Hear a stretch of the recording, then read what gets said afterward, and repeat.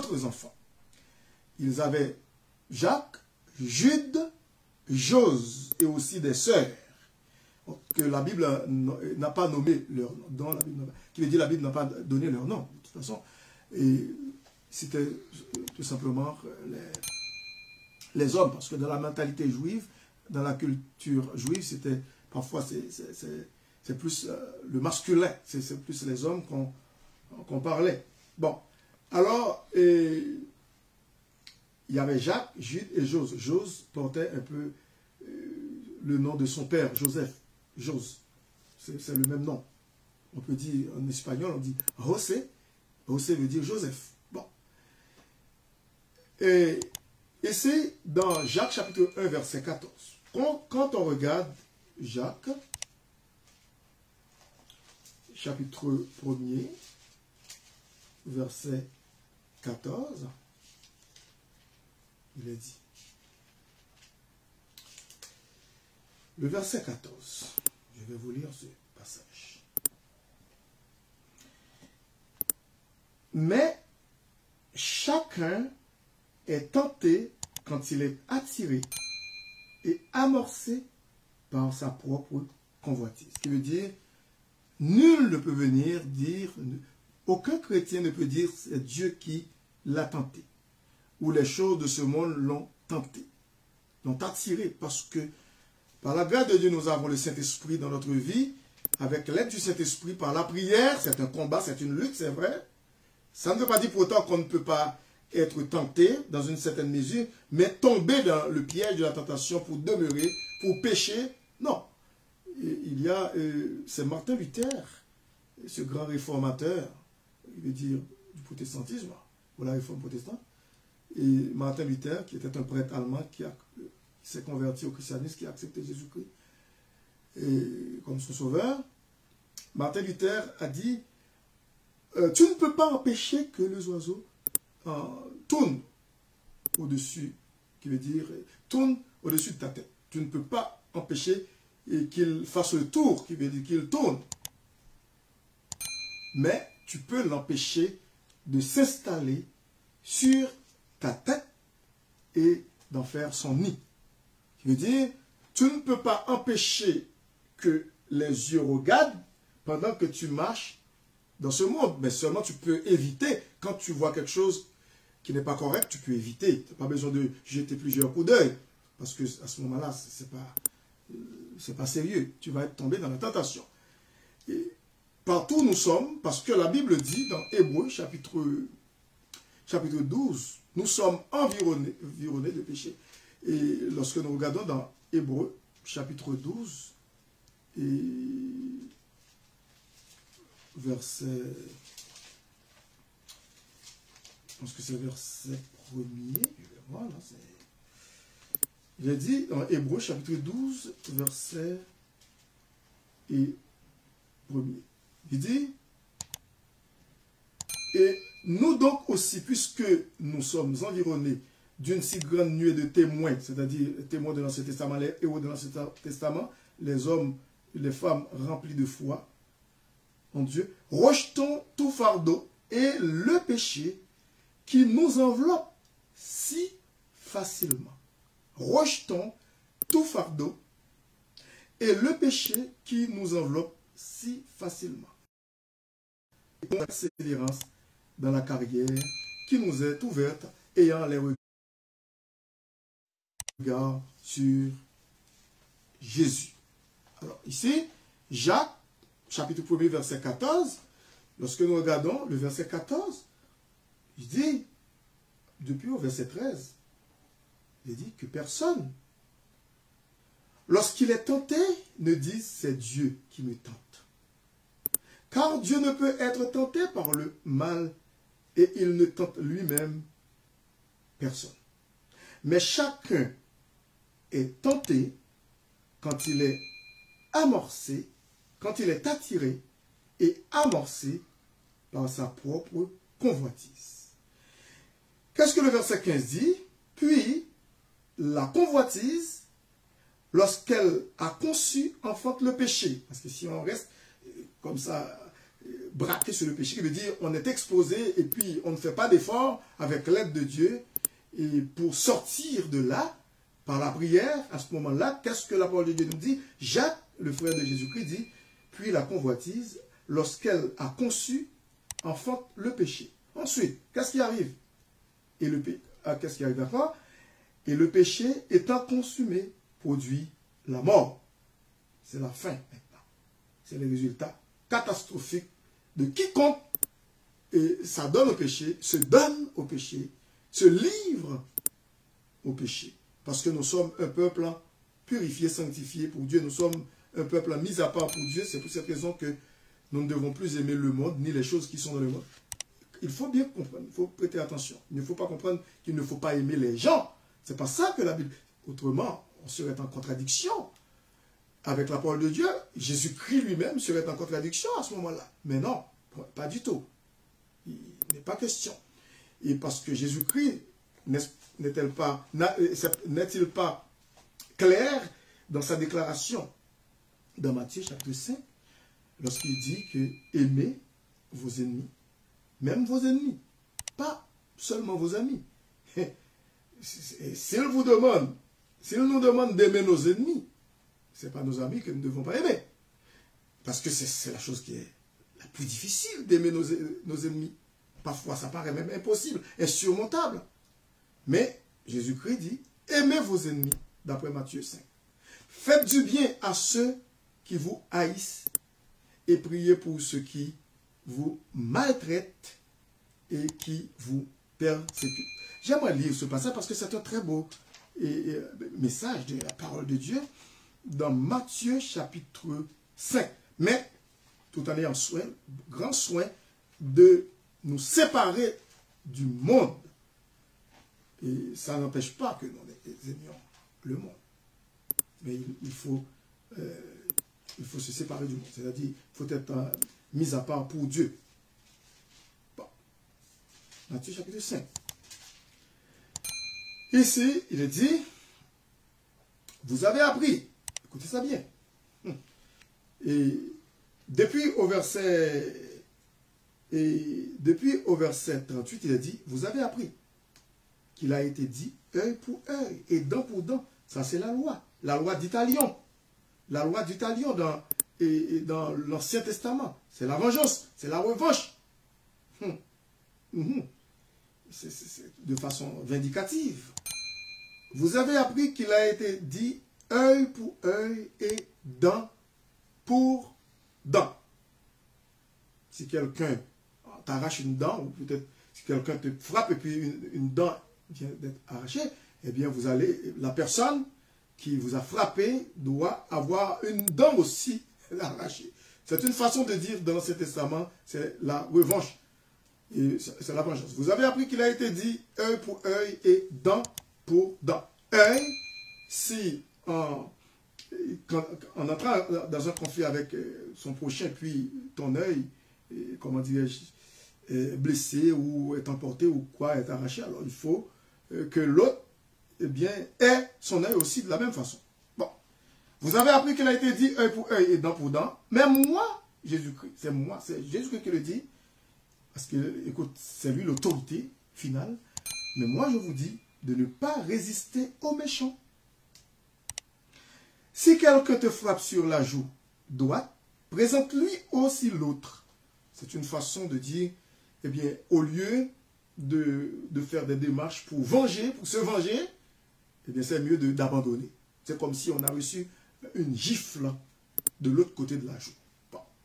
On n'a pas besoin de chercher à comprendre de midi à 14h pour comprendre ce passage. Et s'il vaut mieux recevoir vraiment une gifle de façon littérale, littéralement parlant, eh bien, écoute, on ne peut pas l'empêcher. Pour autant qu'on est dans la volonté de Dieu. Et ainsi il dit, mais moi, je vous dis de ne pas résister aux méchants. Si quelqu'un te frappe sur la joue droite, présente-lui aussi l'autre. Si quelqu'un veut plaider contre toi et prendre ta tunique, laisse-lui encore ton manteau. Parce qu'il y a la tunique, il y a le manteau que les Juifs portaient aussi. Une autre tissu, comment dirais-je, par-dessus. Le verset 40. Si quelqu'un veut plaider contre toi et prendre... non, verset 40 et verset 41.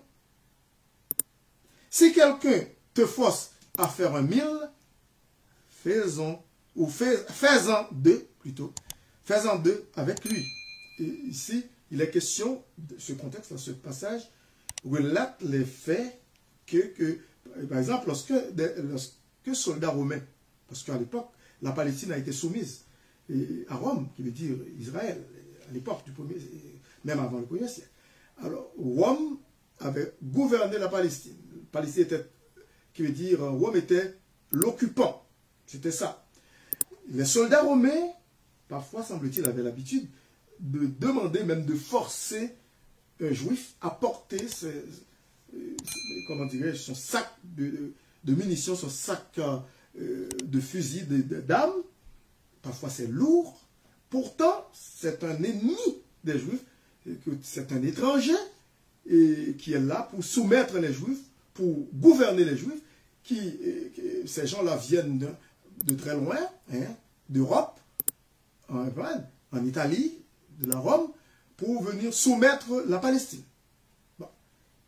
Pourtant, Jésus-Christ a dit, le verset 41, si quelqu'un te force à faire 1000, quelque distance, 1000, c'est comme si on pourrait dire entre kilomètres, 2 kilomètres, pour nous, c'est kilomètres. 1000, eh bien, fais-en deux avec lui. Fais-en deux avec lui. Bon. Pourtant, l'ennemi te force à prendre son sac très lourd pour porter d'âme, et puis c'est lourd pour faire 1000. Jésus-Christ a dit, ben, fais-en deux. 2000 pour lui. Le verset 42 dit, donne à celui qui te demande et ne te détourne pas de celui qui veut t'emprunter de toi. Le verset 43 dit, aimez ses ennemis. Vous voyez, vous avez appris qu'il a été dit, tu aimeras ton prochain et tu haïras ton ennemi. Les Juifs, leurs amis, c'était les Juifs, comment dirais-je, leurs compatriotes. Même pas les Samaritains qui habitaient à côté. Non, ils ne voulaient rien savoir, les Samaritains. C'est pour cette raison que Jésus-Christ a donné une belle leçon morale d'un Samaritain. Pendant que les Juifs passaient, les hommes pieux passaient, les sacrificateurs, comment dirais-je, les prêtres, les lévites qui allaient officier dans le temple, ils n'avaient pas le temps, parce que c'est l'heure d'aller pour officier, pour chanter, pour diriger les chantres, la chorale des chœurs, des psalmistes, et puis les lévites qui gisaient dans son sang, parce qu'il a été attaqué par des criminels. Et puis, écoutez, ces gens qui passaient, peut-être, ils ne voulaient pas subir le même sort que les brigands ont fait subir à ce pauvre homme. Cet exemple, c'est comme quelqu'un qui a été dépouillé complètement, et comme un pécheur dépouillé au bord de la route qui voulait de l'aide. Personne ne pouvait l'aider, mais le Sauveur, le bon Samaritain qui est Jésus-Christ. Mais Jésus-Christ a pris l'exemple d'un bon Samaritain, un étranger qui habitait pas loin des enfants d'Israël. Autant il dit, aimez vos ennemis. Bénissez ceux qui vous maudissent.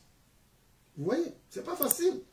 Mais lorsque nous sommes enfants de Dieu, nous sommes habités par le Saint-Esprit de Dieu, oui, c'est possible, cela est possible. Bénissez ceux qui vous maudissent. Faites du bien à ceux qui vous haïssent. Et priez pour ceux qui vous maltraitent et qui vous persécutent. Bon, je n'ai pas besoin d'aller trop loin parce que vous pouvez continuer à lire ce passage chez vous parce que vous comprenez bien ce que ça veut dire. Alors, ici, la parole de Dieu nous fait comprendre dans Jacques, il faut faire très attention pendant que nous vivons dans ce monde. Nous aimons les gens de ce monde, les gens qui ne connaissent pas Dieu, les gens qui ne veulent rien savoir de Dieu, les mécréants et aussi les, comment dirais-je, les gens qui se disent athées. Les gens qui se disent athées. Bon, je ne sais pas pourquoi ils se disent athées. Il faut quand même les aimer. Mais il ne faut pas aimer ce qu'ils font, qui est mauvais. Jésus-Christ aime tous les gens. Il aime les gens de ce monde. Mais il est ce qu'ils font. C'est pour cette raison qu'il nous demande d'aimer nos ennemis et puis de faire du bien à ceux qui nous haïssent, qui nous maltraitent, qui nous persécutent.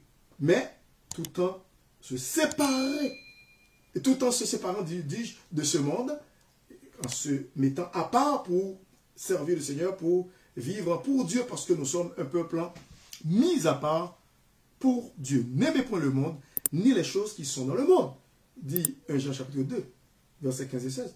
Car si quelqu'un aime le monde, l'amour du Père n'est point en lui. Et lorsque nous regardons encore dans Jacques, chapitre 1er, il est dit, le verset 16, ne vous y trompez pas, mes frères bien-aimés. Ne vous y trompez pas. Verset 17, toute grâce excellente, toute grâce excellente et tout don parfait descendent d'en haut du Père des Lumières, chez lequel il n'y a ni changement, ni ombre de variation. Toute grâce excellente et tout don parfait. C'est Dieu qui nous accorde sa grâce de le servir, de vivre une vie agréable pour lui, de marcher avec lui. C'est Dieu qui nous donne la force nécessaire, le courage nécessaire de faire la route et jusqu'à notre enlèvement ici-bas sur cette terre. Il chemine avec nous, il nous accompagne, il ne nous laisse jamais tout seul. Alors, maintenant, le 5e point B, parce que nous venons d'aborder le 5e point A, maintenant nous faisons, nous sommes maintenant au 5e point B, nous passons au 5 point B. La convoitise des yeux. La convoitise des yeux. N'oubliez pas que j'avais dit, il y a, qu'est-ce que j'avais dit auparavant, il y en a 3, comment dirais-je, 3 points que nous devons comprendre. Et ici, et moi je vais reprendre ici, il y avait 3 points, un instant, et 3 points qui sont vraiment hostiles à l'évangile et à la parole de Dieu. Ok, maintenant je vais voir. Je dis que d'après 1 Jean 2, verset 16, il y a 3 points, ou du moins 3 choses qui en ce monde pécheur sont hostiles à Dieu. Je viens de parler de la convoitise de la chair, qui comprend les désirs impurs, la poursuite des plaisirs impies et sensuels. Et puis maintenant, j'aborde ce deuxième chose, et ce deuxième point, cette deuxième chose, c'est la convoitise des yeux. La convoitise des yeux, c'est-à-dire convoiter, désirer ce qui est agréable aux yeux de l'homme, ce qui est agréable aux yeux. On dit, mais interdit par Dieu, y compris le plaisir de s'adonner au plaisir pécheur. Nous pouvons voir aussi dans Exode chapitre 20 et verset 17, les enfants d'Israël aussi étaient tombés dans ce piège. Dans Exode chapitre 20, après leur sortie d'Égypte, dans Exode chapitre 20, on va voir le verset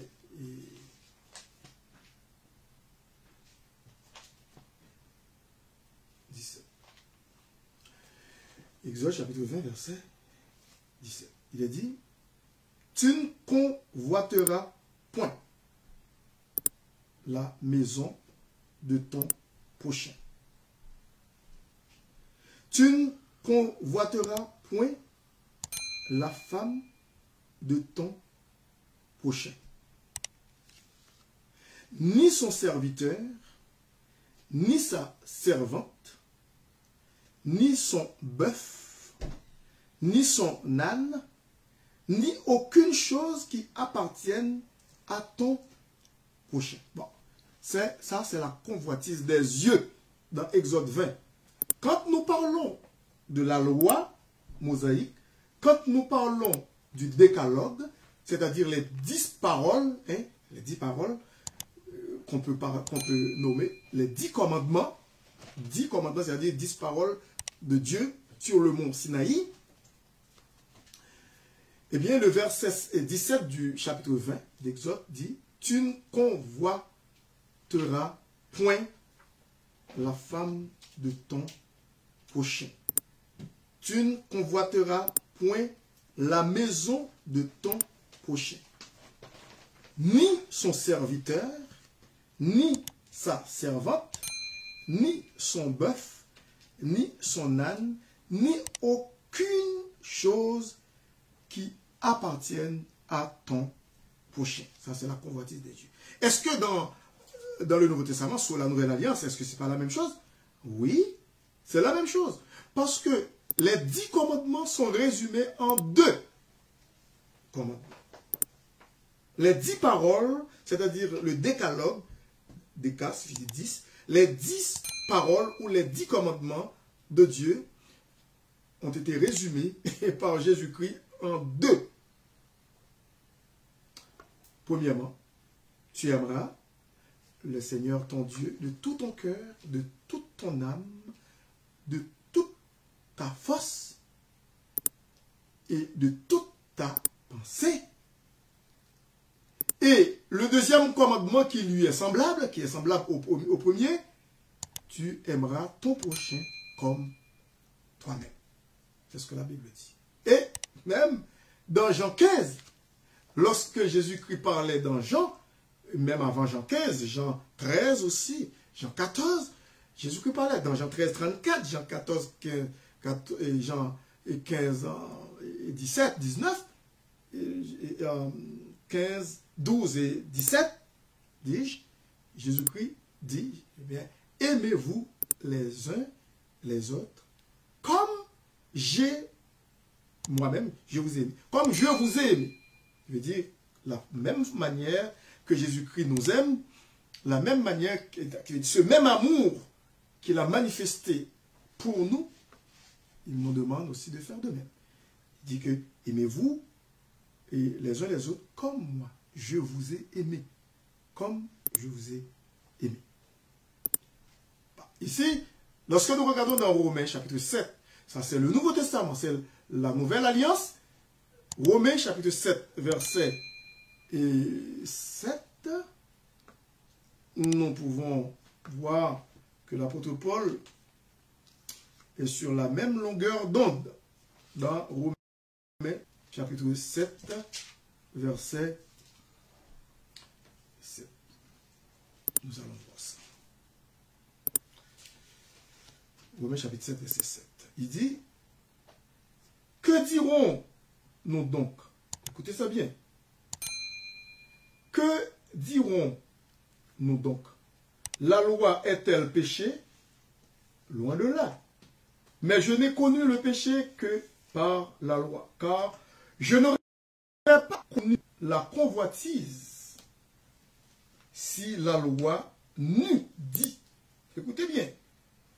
Tu ne convoiteras point. Alors, ici, c'est tellement intéressant de voir comment l'apôtre Paul vient avec ça, et pour expliquer la loi de Moïse, parce qu'il était quand même soumis à la loi. Il était un juif et avant sa conversion. Juif né d'Hébreu, de la tribu de Benjamin, et, qui veut dire, lui, il était un homme farouchement opposé au christianisme. Mais parce qu'il était tellement imbu du judaïsme, c'était un homme profondément ancré dans le judaïsme. L'apôtre Paul, après sa conversion, eh bien, il était devenu une nouvelle créature, une nouvelle création, d'après 2 Corinthiens 5, 17. Mais ici, il dit, que dirons-nous donc? La loi est-elle péché? Loin de là. Il dit, loin de là. Mais je n'ai connu le péché que par la loi de Moïse, par la loi, car je n'aurais pas connu la convoitise si la loi n'eût dit, tu ne convoiteras point. C'est la loi. À l'heure actuelle, on pourrait parler du plaisir que peut procurer la pornographie aussi. la pornographie juvénile, la violence, l'impiété et l'immoralité au théâtre. Ça n'a pas fait longtemps, j'ai vu dans les nouvelles de l'immoralité dans un cinéma. Cinéma d'amour. Ouais, à Montréal. C'est vraiment, c'est aberrant, c'est absurde. Et c'est répuyant. Bon, c'est la télévision aussi. Nous voyons ce qui se passe à la télévision. Hein, au cinéma ou dans les magazines. Dans Genèse chapitre 3, verset 6. C'est bon pour notre santé spirituelle, ce que je vous donne ici. Et cette étude, cette belle étude sur notre séparation avec le monde. Parce que nous sommes un peuple mis à part pour Dieu. Nous qui sommes l'église de Jésus-Christ. Dans Genèse chapitre 3 et verset 6. C'est après la tentation. Écoutez, et qui veut dire c'est durant l'échec ou la chute d'Adam. La femme vit que l'arbre était bon à manger. C'est ce qui va faire succomber la femme et aussi son mari Adam. Et puis Adam ne l'avait pas protégé. Adam n'était pas elle. C'est ce que je ne comprends pas. Où était Adam? Pourquoi? C'était vers Ève que Satan s'est tourné pour la tenter, pour la terrasser. Où était son mari? Où était son défenseur, Adam? Parce que c'est son rôle, Dieu lui avait donné. La femme vit que l'arbre était bon à manger et agréable à la vue. À la vue, c'est la convoitise. Elle a déjà fait son propre jugement, son analyse, alors qu'elle n'avait pas encore goûté le fruit défendu. Et puis la Bible dit, la femme vit que l'arbre était bon à manger, mais elle ne l'avait pas encore goûté. Bon, c'est son propre jugement. Elle voulait se soustraire, et, comment dirais-je, de la dépendance à Dieu. La femme vit que l'arbre était bon à manger et agréable à la vue, et qu'il était précieux, écoutez bien, bon à manger, deuxièmement, agréable à la vue, ses yeux, c'est la convoitise des yeux, hein? Et puis précieux, ce fruit-là, cet arbre-là, ce fruit-là, précieux pour ouvrir l'intelligence, c'est l'orgueil de la vie, c'est la domination, c'est la connaissance sans Dieu, hors de Dieu, pour mener sa propre vie, sans Dieu. C'est trois choses-là qu'il faut bien comprendre. Parce que Jean l'a dit dans 1 Jean chapitre 2, dans le texte que nous avons lu au préalable, au tout début, qui veut dire notre texte de l'étude. Et lorsque Jean dit la convoitise des yeux, l'orgueil de la vie, hein, c'est ça. Alors il dit, et qu'il était précieux pour ouvrir l'intelligence, elle prit de son fruit et en mangea. Et en mangea. Elle en donna aussi à son mari qui était auprès d'elle, et il en mangea.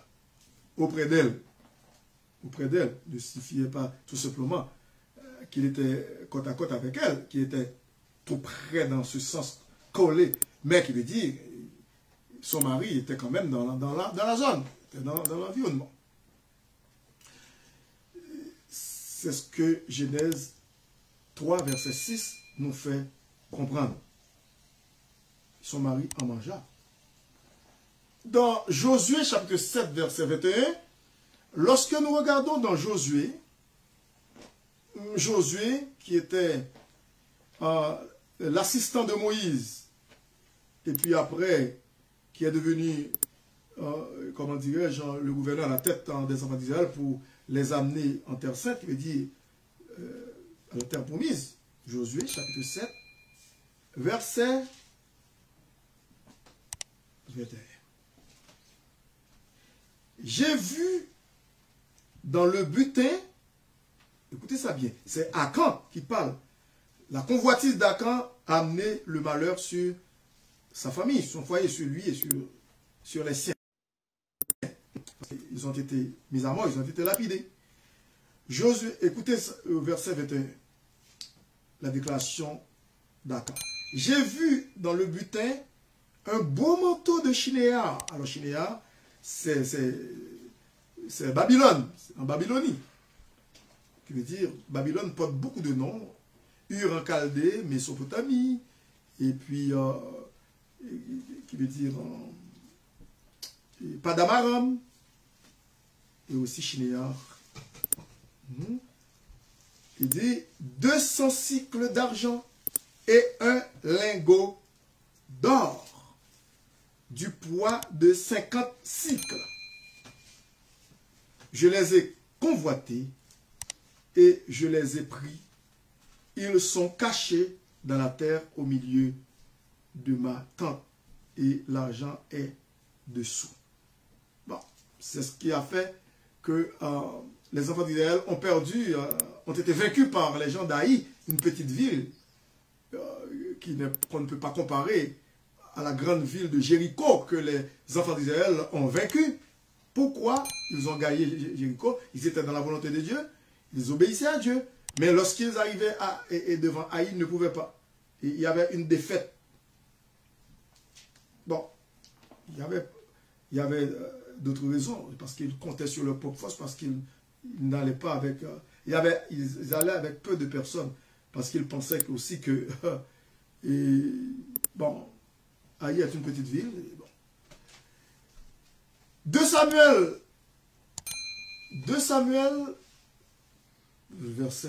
chapitre 11, verset 2. Quand nous regardons dans 2 Samuel, nous allons voir 2 Samuel. Chapitre 11, verset 2. Et David, le grand roi David, qui a été pris par, comment dirais-je, dans sa faiblesse, il a été emporté par la beauté d'une femme qui était très jolie. C'est Bathsheba, la femme d'Uri. Pourtant, David avait beaucoup de femmes. Le verset 2. Un soir, David se leva de sa couche. Il ne pouvait pas dormir, alors qu'il devait être à la guerre avec les autres. D'ordinaire, à l'époque, les rois allaient à la guerre et accompagnaient les gens. Ce n'est pas comme de nos jours où les présidents, les ministres, premiers ministres, les rois passent des ordres et puis pour que les gens aillent à la guerre, généraux, ils les envoient, mais eux, ils restent dans la capitale. Mais à l'époque, les rois accompagnaient les gens, accompagnaient leurs amis pour aller à la bataille. Mais qu'est-ce qui se passe? C'est l'oisiveté du côté de David, c'est la négligence spirituelle. Ah, c'est ça. Un soir, David se leva, au verset 2, de Samuel 11, de sa couche, et comme il se promenait sur le toit de la maison royale, il aperçut de là une femme qui se baignait, et qui était très belle de figure. Bon, ça dit beaucoup. Je n'ai pas besoin de continuer, parce que vous connaissez bien l'histoire. Si vous voulez continuer, vous pouvez continuer à lire ce passage. Il a été pris dans ce piège-là. C'est comme un poisson dans un hameçon. Il a été pris. Et maintenant, il est 20h15. On avait commencé un peu tard. Alors, bientôt, je vais vous laisser partir. Et je vais m'arrêter sur le point 5b. Et puis, mercredi prochain, Dieu voulant, nous allons voir les autres points. Mais n'oubliez pas qu'il y a 3 choses qui sont hostiles. Je vais reprendre. 3 choses qui sont, 3 choses qui sont hostiles à Dieu. Qui veut dire qu'ils sont dans ce monde, mais ce monde pécheur, qui sont hostiles à Dieu. C'est la convoitise de la chair, la convoitise des yeux et l'orgueil de la vie. Maintenant, nous sommes rendus à la convoitise des yeux. Et disons mercredi prochain, Dieu voulant, on va continuer cette étude. Pour les gens qui ont des questions, vous pouvez quand même toujours me les poser après l'étude, il n'y a pas de problème. Et vous n'avez pas besoin de les poser maintenant et durant les études. Maintenant, on fonctionne comme ça. Après les études, vous pouvez me les poser. Nous allons nous incliner par la prière et merci d'avoir été des nôtres. Et je vous invite encore à être des nôtres à mercredi prochain, Dieu voulant. Prions. Père Saint, nous te remercions pour cette belle soirée d'études bibliques. Merci pour cette opportunité que tu nous as accordée d'étudier ta parole sur la séparation de l'Église et du monde, c'est-à-dire notre mise à part pour toi, Père Saint, parce que nous sommes un peuple choisi et par toi, parce que nous avons été rachetés à un grand prix, au prix du sacrifice sanglant de Jésus-Christ pour nous sur la croix. Nous te prions, Père Saint, de nous aider à comprendre cette parole-là, cette étude, afin que nous puissions marcher d'une manière agréable, jour après jour, pour toi. Nous te prions de bénir le reste de la soirée pour nous, et nous te demandons tout cela avec le pardon de nos péchés, dans le nom précieux de ton Fils Jésus, lui qui vit et qui règne, pour siècles des siècles. Amen. Alors, s'il y a des gens qui n'ont pas encore connu le Seigneur Jésus-Christ, qui nous ont assistés, qui veut dire durant cette étude, si vous voulez nous contacter, sans hésitation, vous pouvez le faire. Si vous voulez qu'on fasse la prière du salut avec vous, eh bien, on est prêt pour le faire. Et vous êtes capable de le faire vous-même. Écoute, vous pouvez dire au Seigneur Jésus-Christ, Seigneur Jésus-Christ, ben, je t'accepte comme mon sauveur personnel. Chaque personne en particulier. Et parce que tu es venu mourir pour moi sur la croix, tu as versé son sang pour me laver de mes péchés, pour me donner la vie éternelle. Maintenant, je te reçois comme mon sauveur, Seigneur personnel. Fais de moi un enfant de Dieu par ton Saint-Esprit pour l'éternité. C'est simple. C'est pas sorcier, c'est simple. Merci beaucoup. C'était votre serviteur, pasteur Jean Levelter Jeune, qui vous dit au revoir. Que le Seigneur vous bénisse et à la prochaine. Merci.